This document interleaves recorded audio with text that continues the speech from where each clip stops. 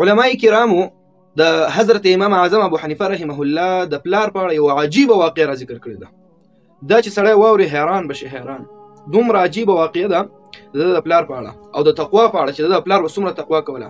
د امام اعظم ابو حنیفه رحمه الله خپل نوم چې د نعمان ابن ثابت، د پلار نوم ثابت او دغه د پلار نوم چې بیا زوتی و. دا ثابت چې د امام اعظم ابو حنیفه رحمه الله د پلار، علماء کرام فرمایي د یو ورځ په لار باندې روانو، سفر کولو، نو تلو یو تګی شو، مخې ته ورته یو نهر غوندې سیند غوندې اوبه رالې، په دې ته ښکته شو، اوبه یې څښلې. نو چې کله یې په هغې کې اوبه څښلې، په دې اوبو کې یو زبردسته تکه سره مڼه را روانه ده، هغه یې هم راواغېستله. نو تیار وږی هم و، نو ته چې دا خو تیاره مڼه ده، راځه ویې خوره. خو چې څنګه یې دا مڼه راواغېستله او خولې ته کولی چې چک دې ووهمه، خو غاښونه یې پکې ښکته کړل، دغه مڼې کومې اوبه چې وې هغه یې تېرې شولې، نور چکې دې ونه وهلو. او یا فی روایتونو علماء کرام فرمایي چې چکې دې ووهلو، دواړه قول دي. کله چې چک ووهلو، هغه مڼه، هغه یو چکې چې وهله هغه یې تېر کړو، نوره مڼه یې په لاس کې ده. نو ده سره سوچ پیدا شو چې او دا مڼه خو پردۍ وه که نه، په دې سیند کې را روانه وه او د دې سیند په غاړه د مڼو باغونه دي. شاید دا د کوم باغ نه راغورځېدلې وي، زه به وګورم چې د هر چا باغ دلته نږدې، زه به ورشم. که دا د هر چا وي، زه به د هغه نه اجازت واخلم چې ما داسې مڼه راغورځېدلې او ما ته یې بښنه وکړه، هغه راته اجازت وکړه چې زه یې وخورم، زه ځم. نو امام اعظم ابو حنیفه رحمه الله د پلار چې اوس ثابت، د سره دا فکر پیدا شو. نو خپل هغه کوم سفر چې و او په کوم طرف چې تلو هغه یې پرېښودلو. په دا کوم طرف چې اوبه را روانې، په دې طرف روان شو چې دا مڼه د کوم طرف نه روانه ده، او ګوري چې کوم طرف ته اوس د مڼو باغونه راځي. په دې وخت کې چې ځي یو علاقې ته رسېږي، هغلته یو زبردست مڼو باغ دی، دې ته ور دننه شو. نو په هغې کې دننه یو صاحب، یو سړی ناست. هغه صاحب ته یې وویل د مڼو والا باغ ته،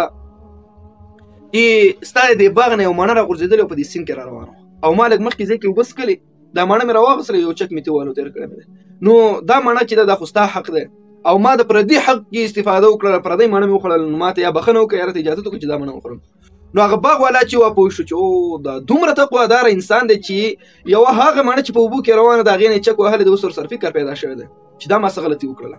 نو هغه باغ والا چې ډېر هوښیار انسان، هغه ورته زه درته بښنه نه کوم. وایي ولې؟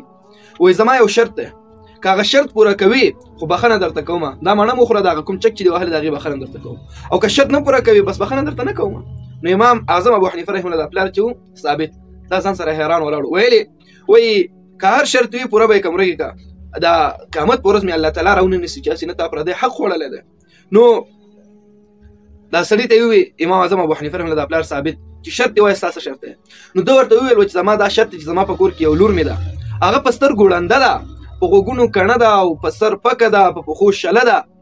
ته دې زما د لور سره به واده کوي، که دې واده وکړو خو ما درته حق بخلی، او که دې واده ونه کړو بس حق درته نه بخم. نو امام اعظم ابو حنیفه رحمه الله د پلار چې ثابت دا سوچ کې کېناستلو چې زه به اوس داسې ښځې سره واده کوم. ما خو غوښتل چې زه به یو دینداره ښځې سره واده کوم چې الله تعالی نیک صالح او نیکان بچي راکړي، دا څنګه ښځه شوه؟ خو بس ځان سره سوچ وکړو چې دا سختی به په ځان تېره کړم، دا تکلیف به په ځان تېر کړم. دا تکلیف اسانه دی د قیامت د تکلیف او د سختۍ او د عذاب نه، ځکه د قیامت په ورځ که ماته الله تعالی سزا راکړي چې تا پردی حق خوړلی، زه بیا الله ته څه ځواب ورکوم. نو په دې وخت کې سړی ته چې زه نکاح کولو ته تیار یم ستا د لور سره. نو هغه سره یې نکاح وشوله، خو چې کله د واده شپه شوله، د خپلې کوټې ته ورځي د ناوې، نو چې ګوري په کټ کې ناوې چکه جوړه ناسته ده، او خبرې یې مو کړلې، په سر باندې پک هم نه ده، په سترګو ړنده هم نه ده، په ژبه ګونګۍ هم نه ده، په پښو شل هم نه ده، جکه جوړه ده. نو دا سړی چې و ثابت، د امام اعظم ابو حنیفه رحمه الله پلار، دا د کوټې نه واپس بیرون نه ووتلو. چې کله راووتلو هغه خپل خسر ته ورغی، ورته ویې ویل چې تا خو ما سره دوکه وکړله. وایي ولې؟ وایي تا راته ویل چې زما لور دا په سر پکه ده، په سترګو ړنده ده، په غوږونو کڼه ده، او په پښو شله ده، دې کې خو یو صفات هم نشته، خو جګه جوړه ده، ما ته دې بله ښځه کېنولې. هغه پلار یې ورته ویل د جیلۍ، وایي چې نه، ما چې درته کوم صفات ویلي دا پکې ټول شته. وایي څنګه پکې شته؟ وایي په سترګو ړنده ده، مطلب دا چې کوم نامحرمه سړی تر اوسه پورې په سترګو نه دی کتلی، داسې مطلب مې دا، نوره جګه جوړه ده. په غوږونو کڼه ده، مطلب دا چې غیبت یې پې نه دی اورېدلی، او پردی د نامحرمه سړي خبرې پې نه دی اورېدلې. په پښو شله ده، مطلب دا چې غلط ځای ته پې بیخي تګ نه دی کړی او قدم یې نه دی اخیستی. په مال چې په سر باندې پکه ده، مطلب دا چې پر دا ویښته یې پردي سړي تر اوسه نامحرمه سړي نه دی کتلي.